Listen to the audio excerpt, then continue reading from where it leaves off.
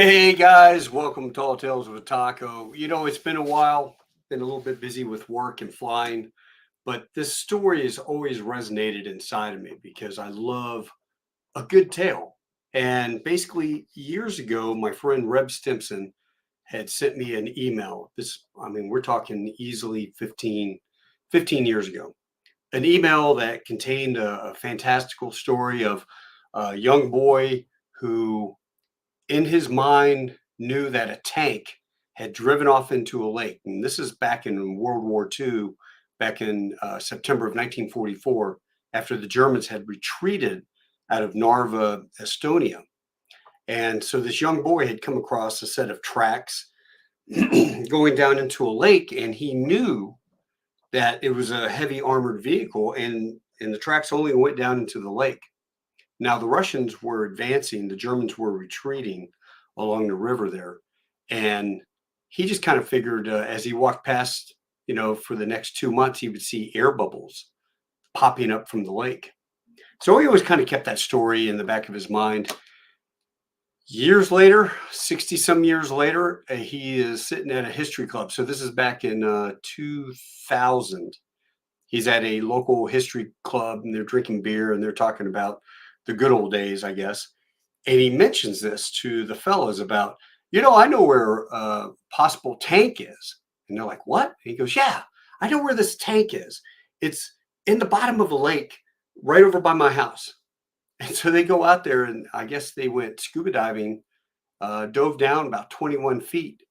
And there was a Russian tank down there, but they actually at the time didn't know what kind of tank it was. So they enlisted the help of one of their friends, Igor Shudinov, and they got a giant Komatsu D375 giant bulldozer. And they dove down into the lake, and it was 10 feet under the peat in the bottom of this lake. And they hooked the lines up to it, and they pulled this 30-ton tank out. And so what I'm going to do is I'm going to bring this up and show you some of this. It's actually pretty incredible. So as you look here, you can see the lake and everybody gathered around. They send divers down there. They find the back of the tank and are able to hook up giant cables to this vehicle, not knowing what it is. There's the bulldozer that they hooked it up. Now, everybody's kind of standing around, and if anybody's ever seen a line snap, you don't want to be anywhere near a heavy cable when it snaps. And as they pulled this thing out, people were kind of lined up and down the road watching the operation. I don't think that I would have done that. Here's a great shot. They're starting it it's starting to merge out of the peat, out of the bog, and they could just see something. And so they're spraying it down, trying to get the mud off, digging around the back of it. Here's a great shot of the guys digging it.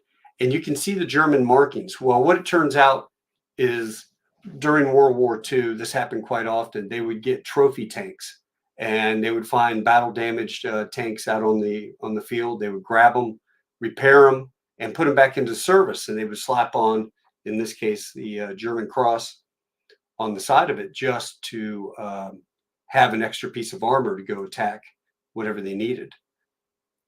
So you can see all the villagers pulling this out. They're digging out the back, trying to get some of that dirt. Because, that's, when you think about it, 30 tons fully loaded. This is full of water and muck and the whole 9 yards. So it's a lot of dead weight to try to pull out of a lake. And more shots of it as it's emerging. All the people are just like, oh, wow, this is pretty cool. And what's amazing is, this is 2000, so there aren't a whole lot of cell phones around. People don't have cameras out taking pictures. There used to be a great video on YouTube, and I tried to look it up, and it's gone. And as a matter of fact, I had these photographs on my website, thesandgram.com, and it was from a guy named Vince Lewis, had a fantastic website, and it's since been taken down, unfortunately. He had missing subs that were recovered, aircraft, tanks. That was his hobby. He was an older gentleman from the UK that I communicated with a couple times, and I hate to say he probably has passed on, and that was 20 some years ago, 23 years ago. But here's a great shot of the muck coming out of the driver's hatch as this tank is being pulled. And you can look at it, it is completely untouched. I mean, it is as new as the day it came out of the factory. Look how clean that is. Even has writing and stuff up on the side of it. All the gears, everything worked. It just rolled right out of the bog. That peat had perfectly preserved this tank to the point that following up later, years later, I had read where they cleaned the engine out, put new oil in it, and testament to the Russian designers, this thing fired right up. So I'd like to go to Narva, Estonia, and they have a history museum there that has this tank in it. And you can see that's a great shot up close. This thing had shells in it. They pulled live rounds out, not a spot of rust on any of the rounds or the machine guns or anything. So just an incredible story. And there's a view from up at the tractor looking down into the lake. And so you can see where in World War II, this thing just kind of drove straight into the lake. They drove it into the lake. They didn't want to take it with them, evidently, and they didn't want the Russians to be able to use it. So they dumped it down in there. So fantastic story. I tell you what, I hope you enjoy Tall Tales with Taco today on Sunday. And if you enjoy this, let me know. And if you go to Afghanistan, I can definitely tell you if you want a T-34, where there is one located, because I found one in the tank graveyard over there on the western side. Oh God, where was that?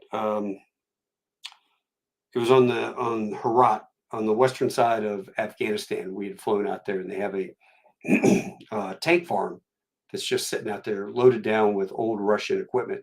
And in the middle of that Russian equipment is a Russian T-34 from World War II. So if you guys want a Russian T-34 from World War II, well, there you go. Well, I hope you enjoyed this story. Never lose faith in your memory. So if somebody tells you they saw something, which I think they thought he was kind of crazy, his name was Curtin Mastov. Probably thought he was a bit nuts as he told this story. And he probably told that story for 50 years or more. Now he's an old man and he's sitting around drinking a beer, tells a story, and they actually go pull a dang tank out of the lake. That always fascinates me. I love it.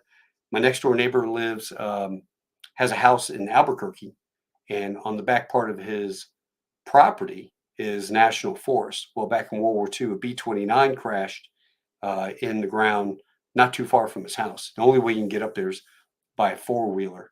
And he brings back pieces and parts from this B-29 all the time. I want to go up there and go pull some stuff off there. I love old things that you find out and about. So, you know what would be really cool too is to go through France, where they did all the Normandy D-Day jumps. Made me think about it when I was watching Band of Brothers the other day. All the leg bags that got ripped off during the exit from the DC-3s during the jump, all their leg bags with weapons and whatever, they got ripped off, just torn off. So they're out there somewhere in a farmer's field or out in the forest or whatever.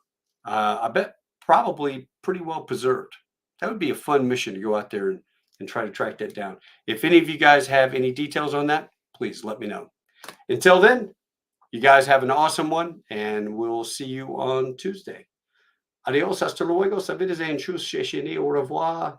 Domo arigato gozaimasu. Tano shinde kudasai, ciao, arrivederci. Tashikor, do Virginia, das vidania.